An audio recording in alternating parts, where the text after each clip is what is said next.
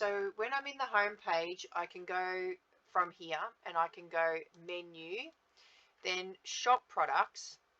And then if I scroll down and I want to save, say, all the embossing folders that I have, I'll go down to embossing, I'll go to dry embossing, and then it'll bring up all the dry embossing folders that are on the online store.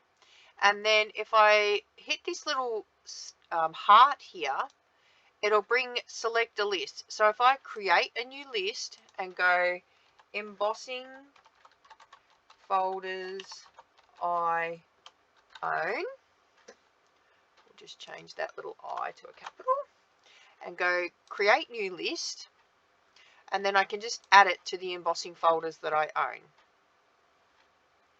And then I can scroll through and just keep adding these to my folder when I select it. And I can add all of the different ones, and I can keep adding it to the embossing folders that I own.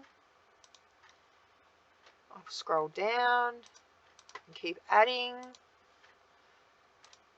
And then this way, if I'm doing this and I'm adding all of these ones here that I've already got, because it's coming up with a pink heart, I'll know that I've already got them in my collection at home and I won't have to purchase them again. So I'll just go through, and regardless of whether it's on the last chance list or not, I can still add it to my folder. Eventually it will disappear out of the things that I own once it goes off the last chance list. But I'm not sure what happens after that because I've only just started doing this. And it saves me, oops, I've gone a bit too far here, but that's okay. I can go back because I actually clicked into the product. And see now, all of the ones I own have a little red heart next to it. So I know that when I'm scrolling through, I'm not going to be purchasing things that I already own. So I just go through and keep adding them to the folder that I've got. Now this will save in my account.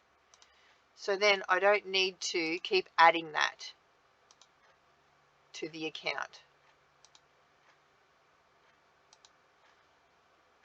So if I'll go through, there's not many here, so I'll go through and I'll add all of the ones that I own.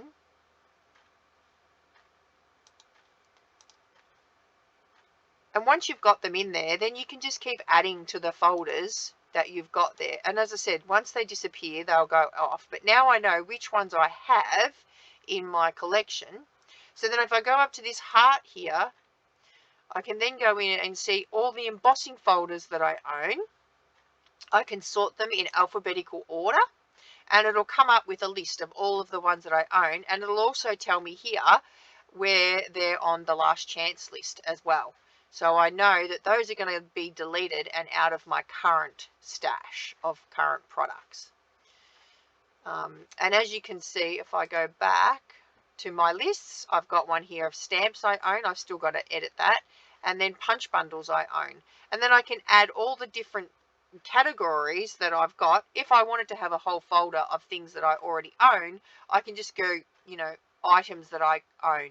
And then I can just scroll through that. But when I go into now, if I go here and go shop products and go shop all, anything that I already own should come up with a little heart if I've got it. So see here now we've got a little pink heart. So that means I already own that product and I don't need to purchase it again. So it's a really handy tip so that it stops you from buying things that you've already bought or you're not sure is in your collection. All right, guys, I hope that that helps you in your sorting of your Stampin' Up collection. Thanks for watching.